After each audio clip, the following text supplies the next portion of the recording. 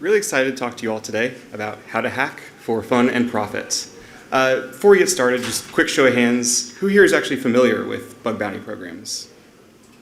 Okay, just a few. And show of hands, anyone actually ever done any bug bounty hunting themselves? No? Okay, awesome. Exactly what I was expecting. So in this talk, I'll be doing an overview of bug bounties, what they are, how they work. Then we'll actually dive into some technical details about how you can walk away from here with a foundation and start finding vulnerabilities in the wild.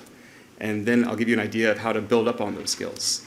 And lastly, we'll conclude with some predictions and hot takes for where I think the bug bounty industry is going to go. Now, each of these things could be like 6 different talks on their own, so I'm going to keep a pretty narrow focus for this talk, but I will leave a lot of time for questions and answers at the end, so please ask me any spicy questions that pop in your mind. A little bit about myself. I've been a bug bounty hunter for about 6 years now. Worked across 3 different platforms. Most recent claim to fame is that I placed second in the Department of Defense AI Bias Bounty Challenge competition. But in my day job, I'm actually a senior solutions architect at HackerOne. So HackerOne is the world's largest bug bounty platform, and as part of my role, I work with some of the largest organizations in the world and help them interface with some of the most elite hackers in the world. So I've gained some insights as both being a hacker that works with largest bug bounty programs, that works with most elite hackers. And in this talk, I want to share some of those insights with you today. And one of the reasons I like talking about bug bounty programs is because I went to a coding boot camp, and security wasn't really a part of the formal training I received. And when I talked to my friends and other developers, a lot of them say that even when they went to school for computer science, they didn't learn a lot about security. So I like using bug bounty as a way to sort of talk about security issues. And even if you're not interested in bug bounty hunting, you'll hopefully at least walk away with some ideas for how to test code and secure code that you're writing. Lastly, just to really underscore that I'm self-taught when it comes to hacking, I was a history major in college. And I actually think history is a good lens to examine bug bounty with, because I feel like it gives us a sense of where it's gone and where it might be going. And if nothing else, at the end of this talk, you'll have some good trivia questions if you're ever on Jeopardy. So I want to take you all the way back to the very first bug that was ever found. Back to 1947 at Harvard University, a group of researchers were using a computer, and this is back in the day when computers were these giant machines with gears, and they took up a whole floor of a building. And they noticed that the computer was erroring out. It wasn't producing the same kind of results it was expecting to. It wasn't working the way they intended. So they opened it up, and lo and behold, there's a bug there, right? There's literally a moth. So they need to debug the machine to get it working, right? And that's the first instance of a computer bug. And this image I actually have is the real moth from that instance. And if you're ever in Washington, D.C., you can actually see that at the Smithsonian. So we've all touched code. We all know that there's bugs in code. Oftentimes, the bugs might just be UX issues, UI issues, things not working as intended. But sometimes, bugs will have an impact on the confidentiality, integrity, or availability of a system, and those are security bugs. And those are the kinds of bugs that bug bounty programs are mostly geared towards finding. And we've always had bugs. We've always had people that have actually been really good and skilled at finding bugs. And we typically call those people hackers, right? So it made sense early on that you'd want to start working with hackers, the hacker community, to find bugs in your system and work with people maybe outside of your actual organization. So that led to the very first bug bounty program in 1983. So this is actually an ad from a company called, I think it was VRTX, and they were building a operating system to run on microprocessors. And they actually put out an ad saying, hey, we're about to release this. We would like, we understand that many eyes make for shallow bugs. We'd like to work with hackers and research community and give you opportunity to find bugs in our system. And if you find a bug, we will send you a Volkswagen Beetle. We will send you a bug for a bug. Now, you probably can't see it, but in the fine print they say, if you don't want this piece of junk Beetle, then you can get a $1,000 cash. But I feel like this marks an instance of an organization saying, yeah, we want to work with people outside of our organization and help find bugs before this gets more widespread adoption. And about 10 years later, Netscape in 1995 launches what we would consider a more traditional bug bounty program, where they said, we want to find bugs in our software, in the beta, and we'll pay you money instead of Volkswagen Beetles for anything that you might find. And that's the way some organizations do it today, like Google's, your Apple's, Facebook's. They might have their own bug bounty programs they run in-house, and they're large, and that makes sense. But there's a lot of logistics that go into a bug bounty program, right? You need to advertise it. You need to have a way of receiving the vulnerabilities. You need to have a way for testing the vulnerabilities, making sure they're legitimate. There's a lot of pieces that go in there. So early on, it would make sense to use bug bounty platforms to help operate as that middleman and handle all the logistics there. So arguably, one of the first bug bounty platforms was actually a company called iDefense. And iDefense essentially went out and said, hackers, you can submit vulnerabilities to us, and then we will go bring them to companies. And we will pay you for those vulnerabilities, and we will go bring these to companies and try to drum up business that way. And in the years following, a number of bug bounty programs came onto the scene that you do something more traditional to what we would expect today, like BugCrowd or HackerOne, where they actually go to the customers first and say, hey, sign up on our bug bounty platform, and we'll work with the hackers, and we'll bring the hackers to you instead of trying to bring the hackers to the organization. And that made sense. There was some early adoption in the early 2010s for enterprise bug bounty programs. But where I think things really changed was in 2016 when the Department of Defense ran the Hack the Pentagon bug bounty program. The Hack the Pentagon program was a time-bound bug bounty program for just a short period of time, where they actually invited hackers from all over the country to come try to find vulnerabilities in their system. And why I think this was such a turning point is because you basically have the biggest, baddest organization in the world, the United States military, saying, we can't secure these systems by ourselves. We need hackers. Bring us 16-year-old nerds to come help poke and prod and find issues in our system. And find issues they did, right? So I think that really opened the floodgates and really signaled to the wider world, like, if the US military needs help, so do you. So that brings us to bug bounty today, right? So today in 2024, organizations ranging from Fortune 100 companies to startups to governments and militaries run bug bounty programs. And there's a whole range of different types of hackers, right? There's people that do it as a hobby.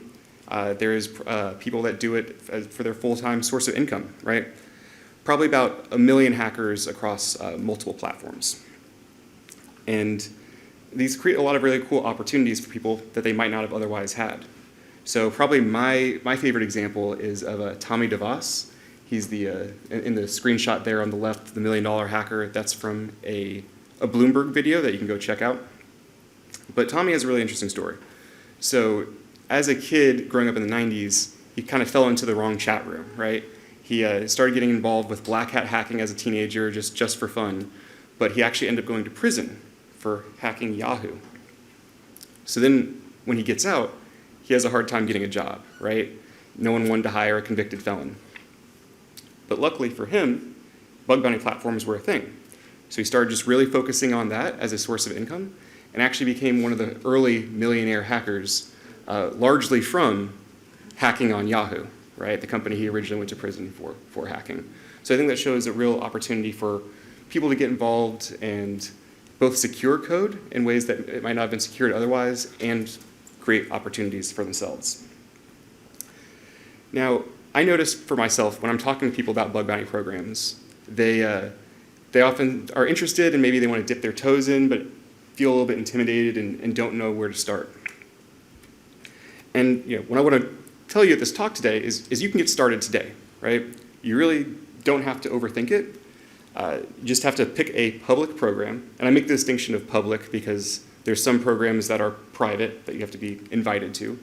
But there's hundreds that are public that you can start hacking on. And you just need to make sure that you understand the scope and the policy. So when I say policy, I basically mean the rules of the road for what you're allowed to do and what you're not allowed to do. So these are actually screenshots from Yahoo's program.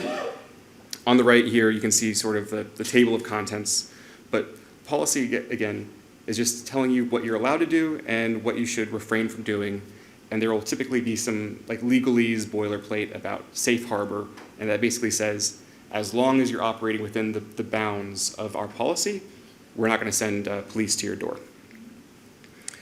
You also need to make sure that you understand what the scope is. So by scope, I mean there's typically things that are in scope and out of scope.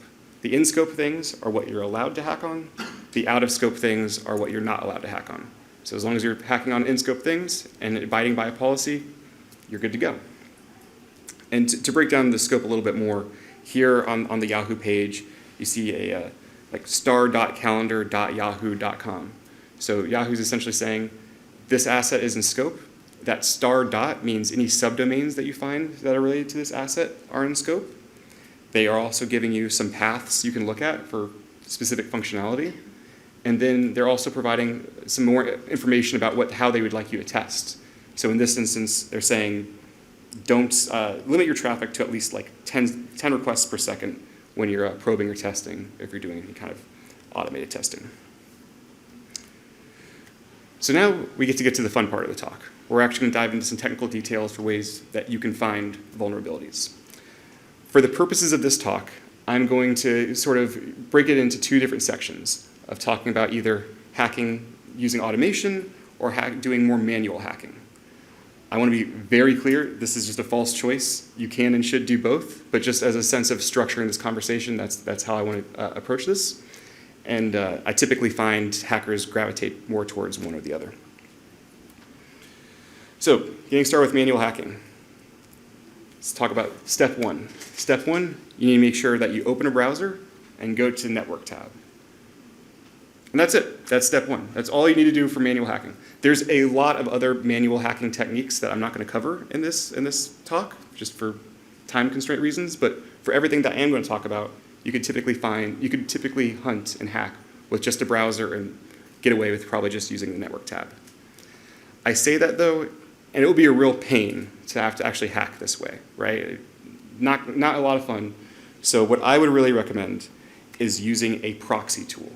And a proxy tool is, as the name implies, a tool that allows you to proxy traffic from your browser to your server or the web application that you're hacking. And this is really helpful because it allows you to monitor traffic, replay traffic, intercept traffic, and manipulate it. You can use plugins that help you test for more specific kinds of bugs. So 100% recommend using a browser. You can connect a browser to your existing, or recommend using a proxy. You can connect a proxy to your browser, or you can actually even use some of these proxy tools that have a browser built in and already have done all the certificate management stuff so you can monitor traffic. There's a lot of free browsers, proxies out there. I typically like using Burp Suite. There's a professional version, there's a free community version, but there's also other really good tools like Kaido and Zap that are worth checking out. So first kind of vulnerability I want to talk about is IDORs, insecure direct object reference vulnerabilities. These ones are everywhere. And purely out of curiosity, has anyone ever heard of IDORs before?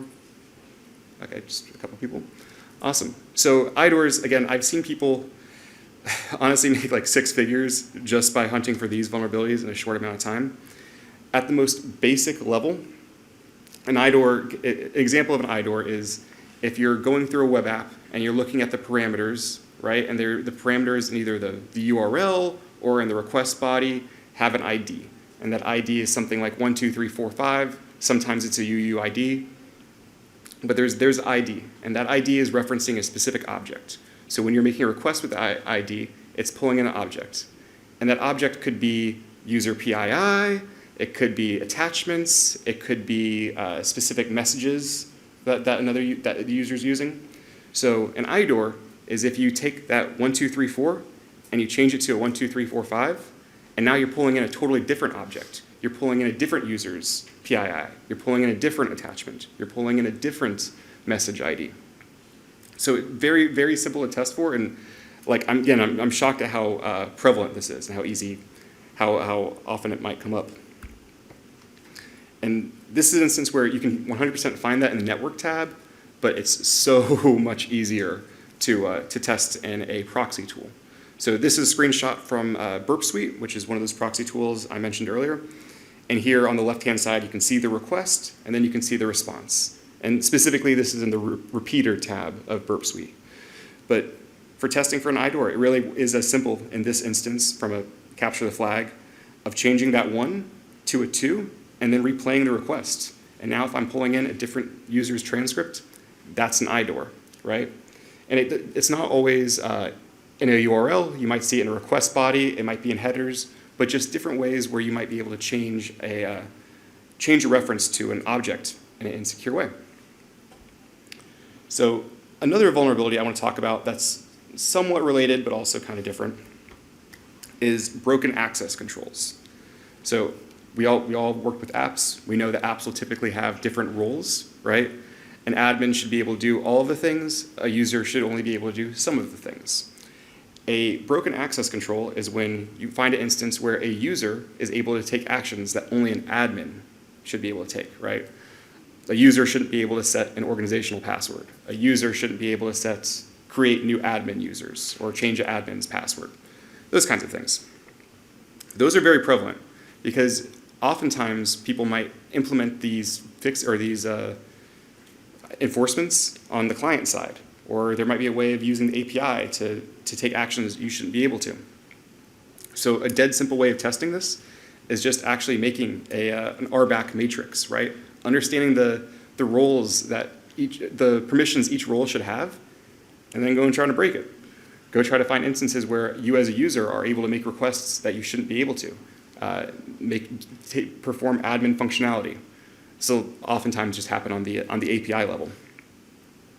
But again, there's an easier way to test for this if you're using proxy tools. So this screenshot here on the right is actually from a tool called Authorize. It's a plugin to Burp Suite.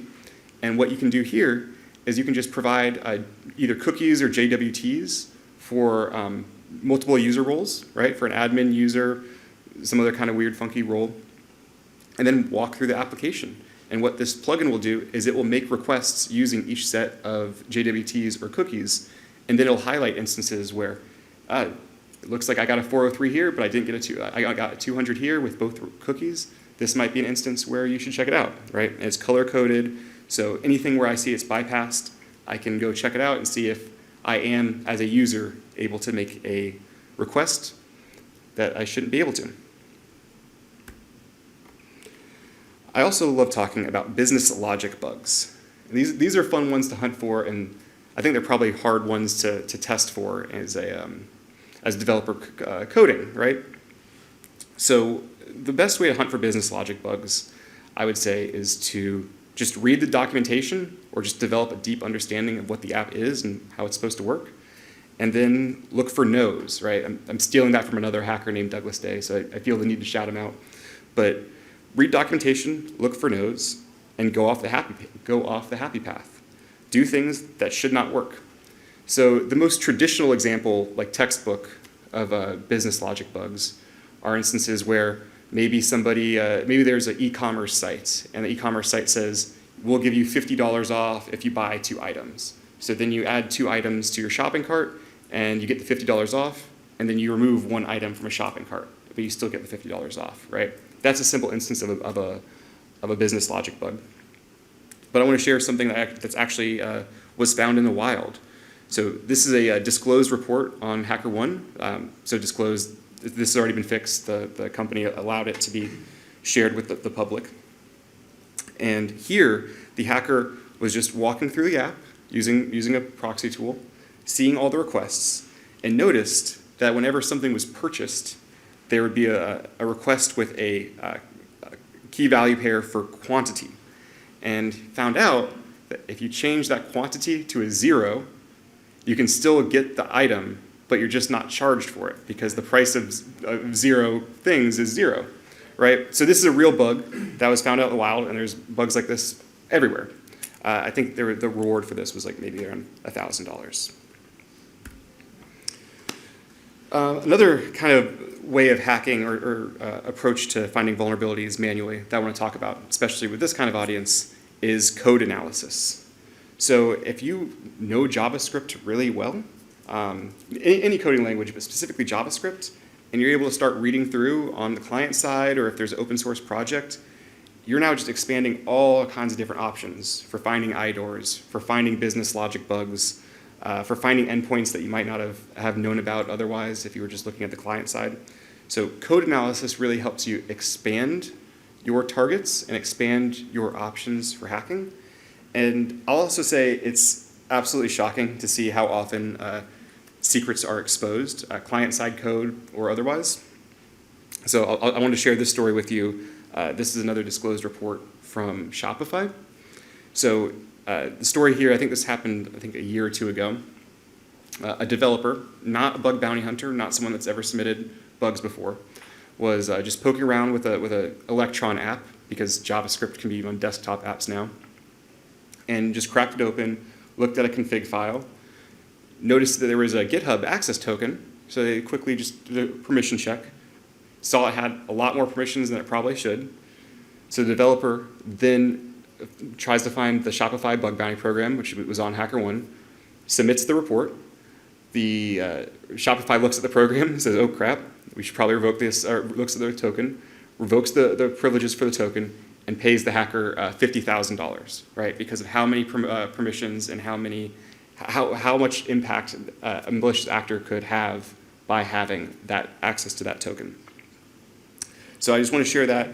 A lot of vulnerabilities in client-side code. It used to be back in the day, you would see a lot of things pushed into GitHub repos.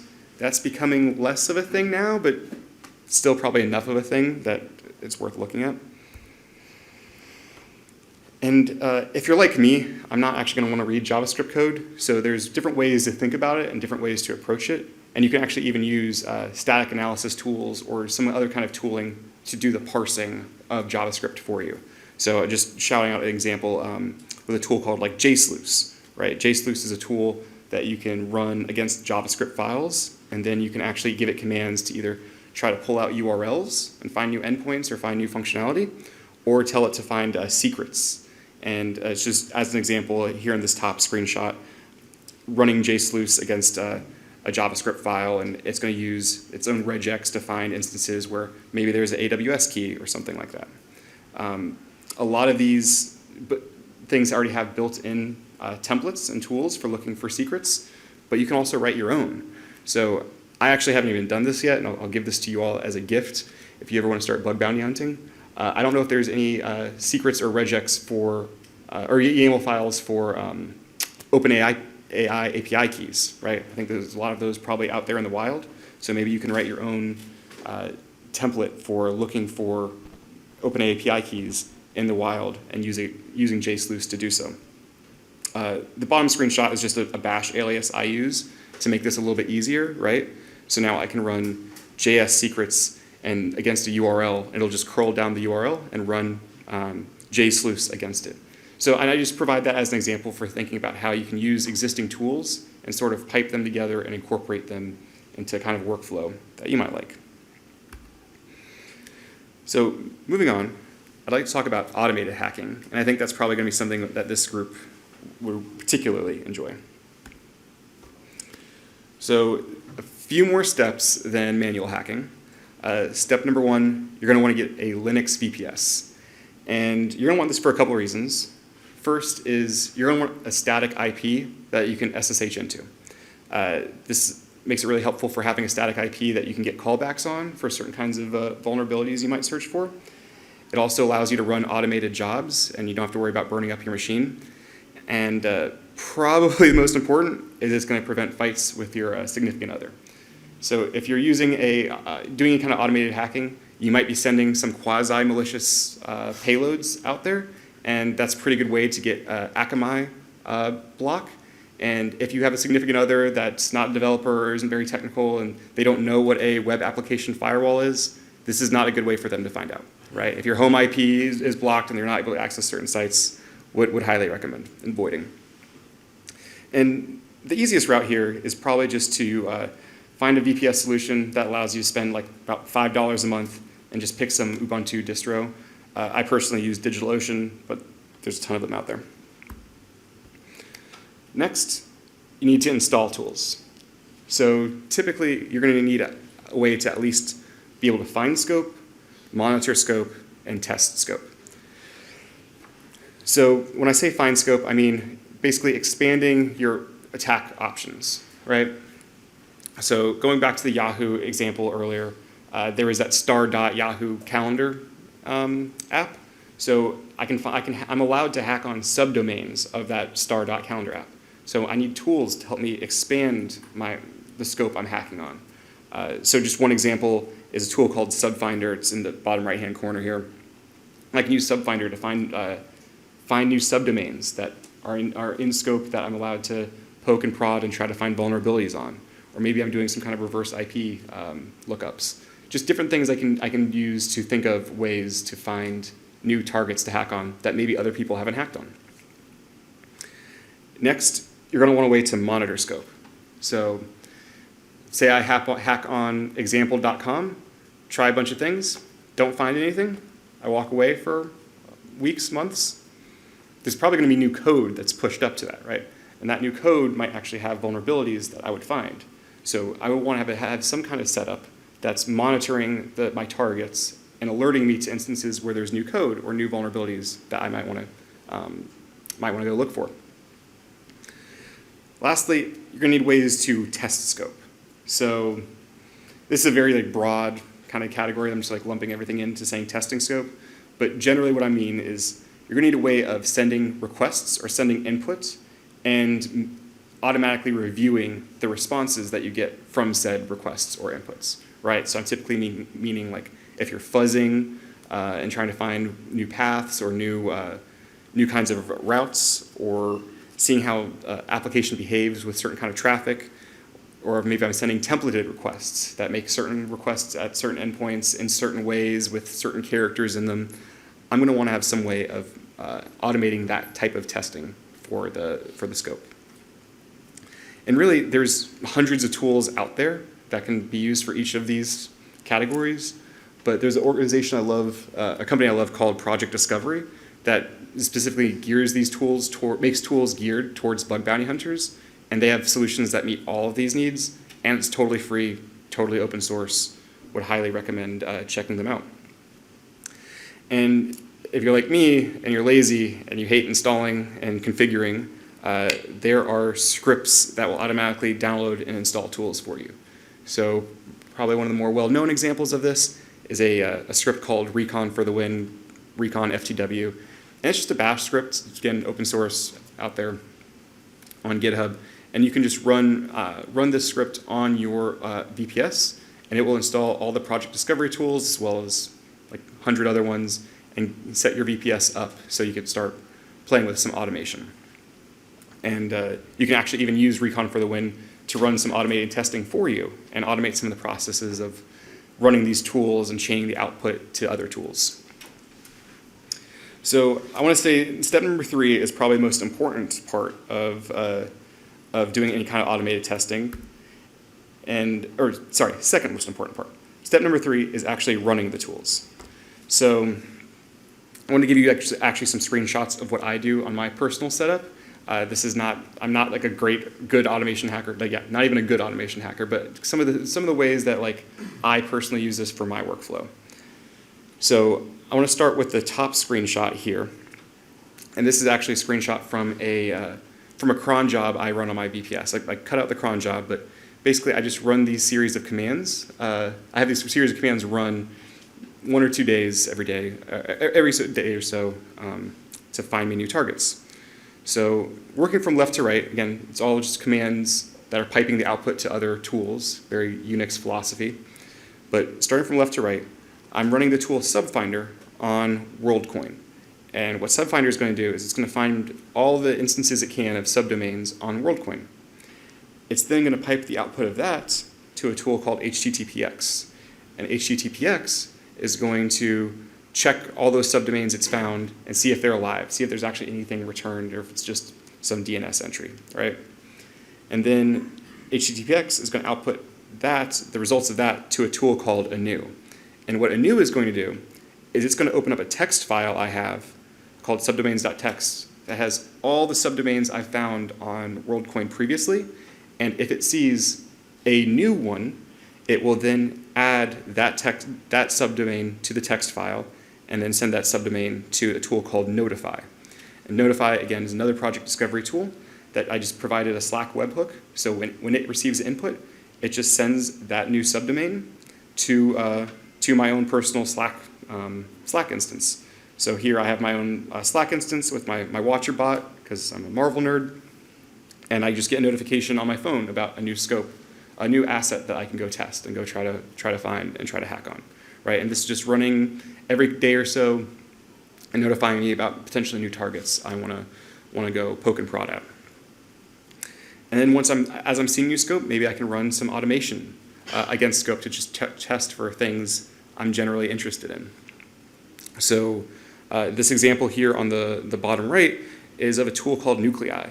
And Nuclei basically allows you just to make templated requests, right?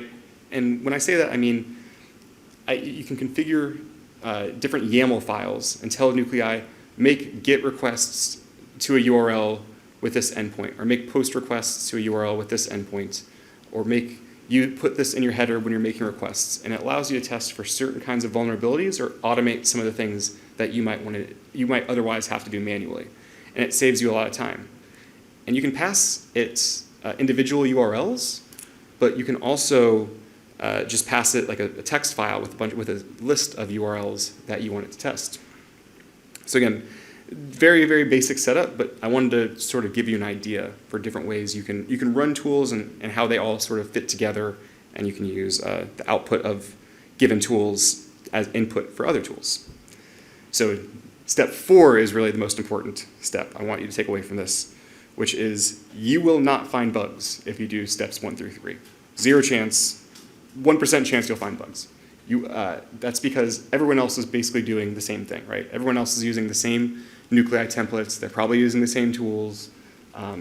So you can't just expect to run tools and find things. But what you can do is figure out ways to optimize, figure out ways to give yourself an edge that maybe other people wouldn't have.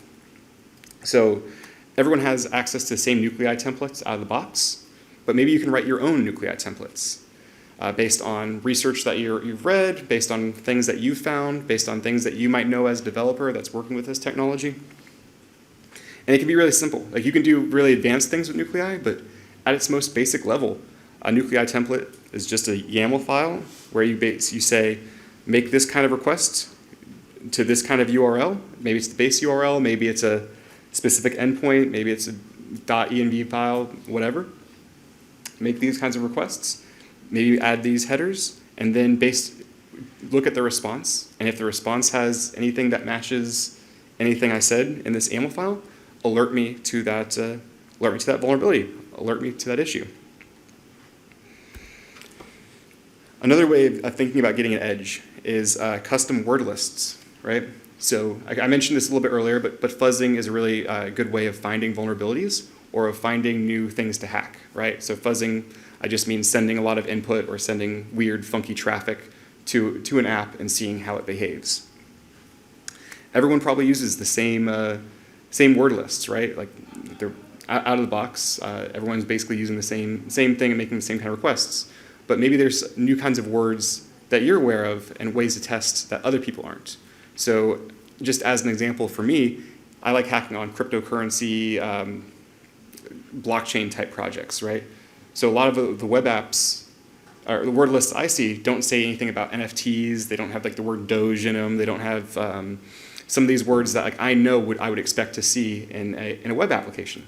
So I'll make my own custom word lists and then use a tool like FFuff to see if I can find new endpoints or see if I can put an input that results in like getting a 200 response back, or even a 403, or gives me some kind of signal about where I can start hacking. FUF is probably one of the more popular fuzzers out there. It's just an acronym for fuzz faster, you fool. And it's a great way of, again, sending a lot of input really quickly and then telling it, okay, alert me if you see a 200, a 204, 301. I can add those lists or take them away. But it allows me to, again, see how applications behave under stress. So we've talked a lot about like the very basic ways of getting started with bug bounty hunting, and I think this gives you a foundation, and you really can find some vulnerabilities with these techniques, but there's obviously a lot more to it. So I did want to give you an overview of what the next level of hacking looks like. And I'll tell you my sort of categorization system, and based on the elite hackers that I see, this isn't perfect, and again, this is just my personal system, and a lot of hackers kind of fit in multiple categories, but I still think it's a helpful way of understanding how to level up. So first group I want to talk about is hustlers. And these are people that like just will grind out work on multiple programs. They're able to find vulnerabilities to make a lot of really serious money. They may have to go like full time. You can still find vulnerabilities like part time, but to make serious money hustling, you might have to start thinking about full time. And the way I explain this to customers is I was actually talking to a customer recently, and they said they had this app and they were going to put it in scope for their bug bounty program. And they said, I have this app. It's been pen tested a bunch. Is anybody really going to find anything? And I'm looking at the app and I see, okay, well, there's a PDF renderer here, right? It renders invoices based on input you've given it. Did the pen test team test that? Probably. Did they spend 10 minutes? Probably. Did they spend an hour testing it? Maybe. Did they spend 5, 6, 7, 8, 10 hours testing it? Probably not. A hustler or a lot of bug bounty hunters will spend 15 hours just hacking on a PDF renderer, right? Because you know that there's specific vulnerabilities related to that, server-side request forgeries and such, that are really impactful vulnerabilities that make it worth your time to find them, right? So that's just an example of like ways that hustlers are able to really find value and find cool and interesting bugs. Second is the group like automators. So we touched on this a little bit, but where I see automators, essentially, they operate as like a mini startup where they build these crazy automations that allow them to basically find and submit bugs with very limited human interaction, right? They might just like check the report before it gets submitted, but it's sort of running in the background. It's not totally passive though, because they still need to do a lot of maintenance and update things based on patches that go out or based on just making sure they're configured correctly. But by and large, they spend most of their time doing development rather than a lot of hacking. And I've seen people get really crazy with this, where they're using like a lot of cloud systems and workers and Docker containers and all that, and databases to manage their bug bounty automation. But I really have seen people make millions of dollars just using like bash scripts and chaining tools together and basically using text files and grep as a database, right? Like that is out there, and those people do quite well. Lastly, I want to talk about researchers. So researchers are people that either become experts in a niche technology or they just are staying on the cutting edge of a new technology. So experts in niche technology, that could be something like a researcher just wants to learn everything there is to know about OAuth, right? They are going to read every RFC, they are going to build OAuth apps, they are going to do everything they can to learn every detail and every type of misconfiguration they could possibly learn about OAuth. And that will make them exceptional at finding vulnerabilities in OAuth. Or someone that's staying on the cutting edge of the next technology, right? So there's always these boom and bust cycles with technology. So you have the blockchain, we have AI now, we'll have quantum computing in a little bit here, right? So researchers that are familiar with the security implications and potential security issues of a new technology will be great at finding them early on. These people become invaluable. If you become a researcher and you learn one of these niche technologies or are staying on the cutting edge, you become very popular among bug bounty programs and bug bounty platforms.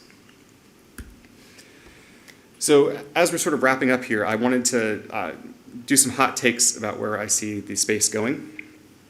So first, I think we'll see a change in what we test and how we test it. So bug bounty, by and large today, a lot of focus on web app. There is some mobile, there is some cloud, there's some sprinkling of hardware. But what I'm starting to see already is organizations saying, we want to work with hackers maybe further left in our software development lifecycle. We'd like to maybe have hackers review code before it's actually even pushed to production, right? Because we recognize there's value there. With AI today, we're actually seeing some organizations say, we want to take advantage of the weaponized curiosity and orthogonal thinking that hackers bring and have them actually maybe try to find biases or find jailbreaks in our AI systems because we know that they'll be capable and good at doing that. Maybe we'll even see some kind of testing with like BCI implants or other types of things, new technology as it's evolving. So I think we'll see a change in what we test and how we test it. I also think it's just going to become part of compliance for a lot of industries. We'll see how that shakes out, but I think regulators are starting to have more of an appetite for saying, if you're a financial service industry or you're or you work in healthcare, here's how you should receive vulnerabilities, and maybe that you should pay for those vulnerabilities. Lastly, I just think it's going to become more professionalized. And to give you a sense of what I mean by that, I like using the UFC as a mental model. So we're approaching, I think, UFC 300, the 300th UFC event. If you go back in time, you will and watch the very first fight of the very first UFC, UFC 1, that's a screenshot. You'll notice, there's not really a ton of rules, right? You might be allowed to headbutt people. I think you can gouge eyes. There's no weight classes. A lot of fighters don't really know what the right style is, what the kind of styles they want to incorporate. This first fight has a sumo wrestler. There was someone at UFC 1 that just had a boxing glove on one hand. It was kind of chaos. Flash forward to UFC 300. There's a lot more rules. You're not allowed to headbutt or eye gouge. There are weight classes, and every UFC fighter can throw a kick or knows at least something on the ground. And I feel like this is helpful for bug bounty a helpful heuristic for bug bounty, because I think we're still figuring out some issues with how to report vulnerabilities, how to pay for vulnerabilities, the best ways to work with the hacker community, some more standards and norms in the security space. And there's been a tremendous amount of progress that's happened over the last decade or so, but I personally think the bug bounty industry is probably closer to UFC 1 than it is to UFC 300. So, given a very broad overview of ways to get started with hacking, I did want to leave you with some next steps if you're interested in diving deeper and learning more about how to hack. So, for me personally, and again, I'm self-taught, I relied heavily on blogs. There's a ton of blogs out there. I also one of those people that just enjoys actual books, right? Hardcover books. If you're familiar with No Starch Press, they have a tremendous amount of books on hacking and bug bounty. My favorite one recently was Bug Bounty Bootcamp. There's also a ton of YouTube channels just dedicated to bug bounty hunting. A lot of hackfluencers, as we call them. Probably one of the more well-known ones is Namsec, spelled N-A-H-M-S-E-C. Does a lot of great content about getting started and different ways to bug bounty hunt. I'll also say if searching for vulnerabilities in the wild seems a little bit daunting, as it did to me, starting off with capture the flags or CTFs, where you know there's a vulnerability that they want you to find, great way to get started. Try Hack Me, I think, is one of the better platforms out there that I personally enjoyed using. And lastly, I'd say read reports, right? HackerOne has a hacktivity page, and I think other bug bounty platforms do as well. You can read real reports, and I showed you some examples earlier on, but you can read real reports of things that people found in the wild. So highly recommend doing that. Okay, so we do have a little bit of time left. Wanted to open up to any questions anyone might have. What was the most what was the most like funnier or the most amazing bug that you found? That I found personally, or that Personal. personally? So I actually got to disclose this one, I think literally yesterday. Did a write-up on it. Not trying to shill my Twitter, but if you go on my Twitter, you'll see it. I found a really cool bug on WorldCoin with race conditions. So if you're familiar with race conditions, they basically allow you to, if you make a bunch of requests really, really fast, then a vulnerable application will treat those multiple requests as one request and will allow you to do things that you wouldn't otherwise be allowed to do. So the bug I found specifically allowed you to, if you were trying to make a vote of something and you should only be allowed to vote one time, I could vote 40 times, right? So it's just a way of, and for me, I didn't even do the security research for that. So I want to be clear here. I went to DEF CON, I went to talks, I saw other people wrote some really interesting security research about how just parallel requests can work. They wrote tools, I just saw that, and then applied it in an instance where I already kind of knew how the application worked and found something really cool. So that's probably the coolest bug I found. Probably one of the the funniest bug, here it is. So I want to make this clear, I'm very much like a hobbyist bug bounty hunter, and sometimes like I'm hunting on the weekends, maybe after a couple whiskeys, and I feel like that actually helps me because I just do weird stuff I wouldn't otherwise do. So probably my favorite bug I've ever found is I was testing an application that had two-factor authentication, and I was just trying everything. Like there's in that bug bounty hunter bootcamp book, there's literally a chapter to bypassing 2FA. I literally tried everything in the book. Nothing was working, and I'd been a couple whiskeys deep at this point. So I was like, okay, well, what happens if I just put in a URL I know that exists behind the 2FA when I'm in in one of the stages? And lo and behold, that worked, right? Like I just like that's all I needed to do, and like I totally bypassed the entire 2FA implementation. So I think that was like one of my favorite ones because that was just like there's no way this should have worked. Oh wow, this worked, kind of a situation that I really enjoyed. But thank you, that was a great question. Anyone else? Yeah. Just how does the severity of the bug get determined? Because that then figures how much the bug gets out, right? So who actually picks that? Phenomenal question. I was really hoping someone was going to ask that. So on HackerOne, we will typically use CVSS. And my go-to joke about CVSS is that it's the worst way to score vulnerabilities, except for all the other ones. So CVSS, if you're not familiar, you're able to, you basically have a calculator, and you're able to say, okay, here's the criteria. What was impacted? Was it confidentiality, integrity, or scope? And then you put that in, and then you put in like how hard was it to implement? Did the victim need to take additional action? Does the scope change? Does the impacted component, is the impacted component different than the other component? Just all these different things, and that calculator will spit out a score, and that score will be a number from anywhere between 1.2 to or 1.0 to like 10.0, right, or 8.3 or some other number, and that will determine whether something is low, medium, high, or critical severity. Now, just explaining it, that sounds like that should be pretty simple and out of the box, but there's just a lot of like deep philosophical questions about whether something is like if I send you a payload that you just have to click once, is that user interaction required? The answer to that will make something either medium or high, and for a hacker, that makes a difference of like thousands of dollars sometimes. Or privileges required is probably a better one. Do I need to sign up on an application, or do I need specific credentials given to me? Because if I sign up on an application, anybody can do that, so privileges required should be maybe low or none. But some people would argue otherwise. So that goes back to the slide I had about the UFC. Like this is a conversation that we are just now starting to have, like start pushing out standards for within the last couple of years. So it was a really good question because I want to just highlight that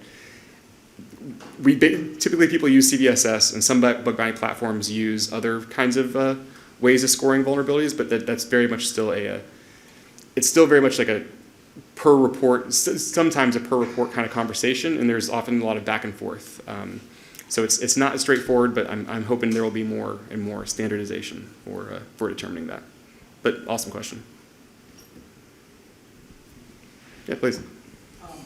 A lot of the vulnerabilities that you talk about, there's like a thin line between a bug that you find in an SDLC and the vulnerabilities that hackers find.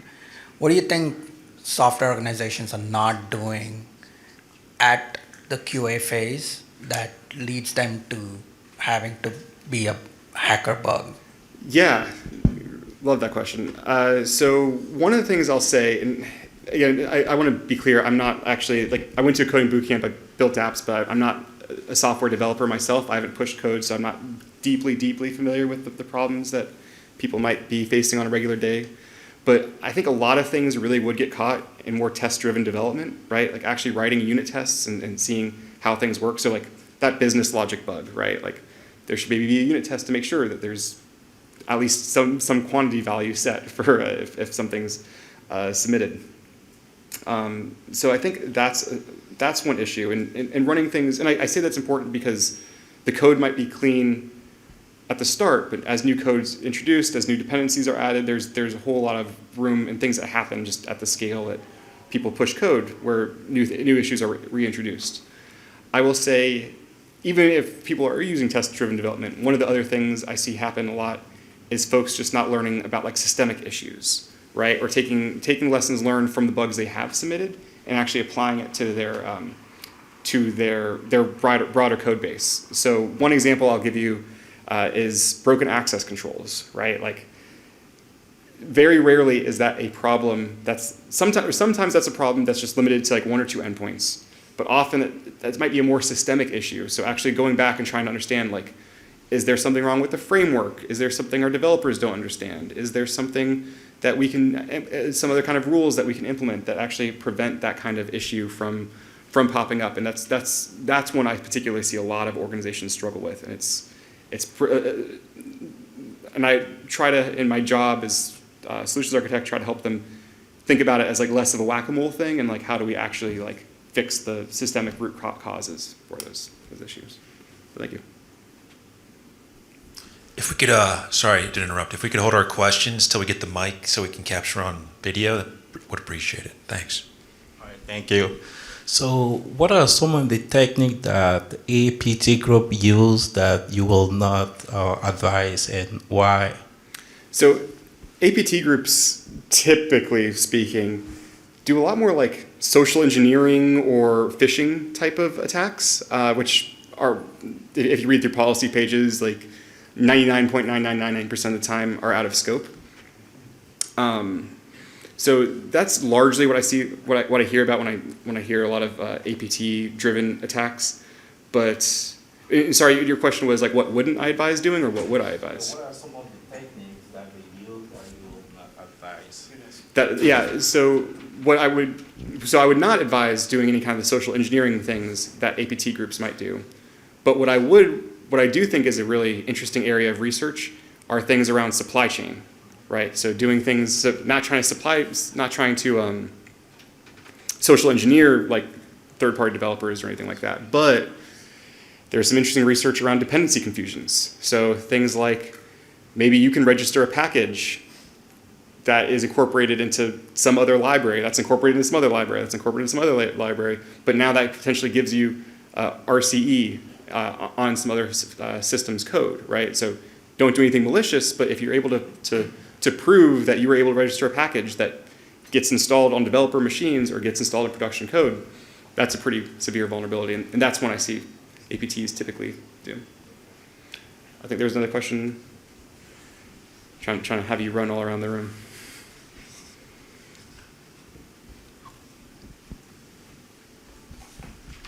So blurring the lines on the ethical part, like if you get this automation set up and you just point it at a random URL that doesn't have a bug bounty program, is that completely off limits? Would not advise. For ethical reasons as well as legal, I do want to make this point though that the laws, and I'm not a lawyer, so you should maybe even ignore everything I'm about to say, but I'll say it anyway. the law in the book that's typically used to deal with any kind of hacking related activities is the Computer Fraud and Abuse Act. And the way it's written is incredibly broad, to the point where if I use my wife's Netflix password, I'm technically violating the Computer Fraud and Abuse Act. So there's people that have gone to prison for doing much less than just pointing an automation at a random URL. That being said, the Department of Justice very, very recently, within like the last 2 years, has actually issued more guidance saying we will not prosecute people for doing good faith security research. That is not like a legally binding thing as far as I know. So like I would highly recommend, if you have automation, pointing it at things that have a bug bounty program, or at least, and I didn't touch on this and I probably should have, a lot of programs will do something called vulnerability disclosure programs, which are essentially a see something, say something kind of thing, where they will say, hey, we're not going to pay you for anything that you find, but we want to hear about any vulnerabilities we might have, and here's a way that you can submit them. And HackerOne and all the other bug bounty platforms do VDPs, just vulnerability disclosure programs as well. So like at minimum, I would only point automation at something that has one of those. But yeah, I would. So that was a very long-winded way to say I wouldn't do that.